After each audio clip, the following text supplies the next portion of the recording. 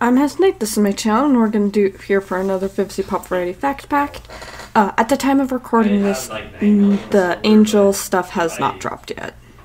So, it may drop shortly before or after this video is out, but at the time of recording this, it is not. Disclaimer time, these facts are years old and thus may be out of date or incorrect now. If I miss fact, let me know in the comments or on my Twitter. I'll credit you in another video.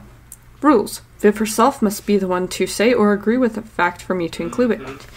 The stream is my Twitter and the spreadsheet will be in the description box below. We're going to cover Honeycast, Has-Beens Finally Here, and Honeycast featuring The Boys. Since the second one doesn't have a lot of facts.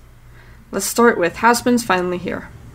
First few facts are about the extermination in general. So everyone is fair games, but overlords will use lesser demons as sort of cannon fodder. The angels that appear during the extermination are actually called exorcists, and exorcists are really bloodthirsty. On to everyone's favorite stinky deer man. Al likes to troll Husk, like putting his face on the cat's cards. Baxter is supposedly similar to Penn. I cannot wait to meet the fishy boy.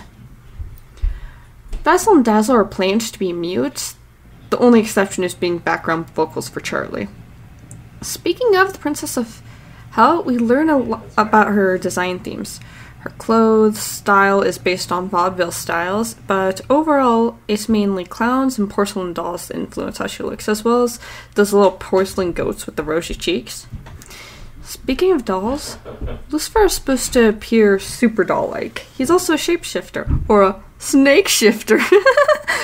I'll see myself out. I'm hoping Artie can't hit me here, but I'm gonna find out. Nifty is supposed to be a bug, alien, thing, from the 50s.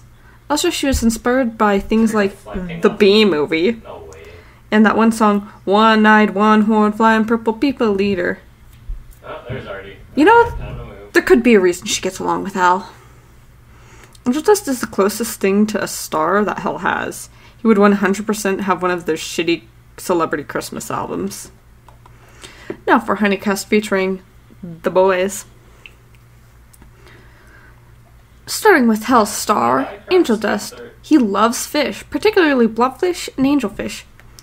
Sir Penn would 100% say epic. Alistair's motto is, "You're never fully dressed without smell." Who would have guessed? Due to fat nuggets, we learn that there are actual animals in hell, though the joke is made that fat nuggets is just a dude who can't talk, which is hilarious. On the topic of things born in hell versus things that aren't, hell-born demons like imps, hellhounds, Lars Goetia can have children. However, sinner demons like Alistair and Vox, who are born on Earth, cannot.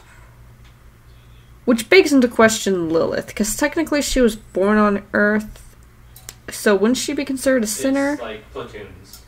Like what platoon? But like, she has Charlie? No.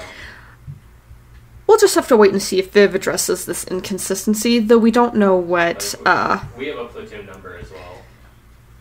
Stories, because Lilith, while in some stories is the first wife of Adam, in some she is also just a succubus, incubus, one of those. So we'll have to see if this is ever addressed. I left Husk for last today because he has the most amount of facts, both in number and in how depressing they are. Husk is old, grumpy, and a little insecure.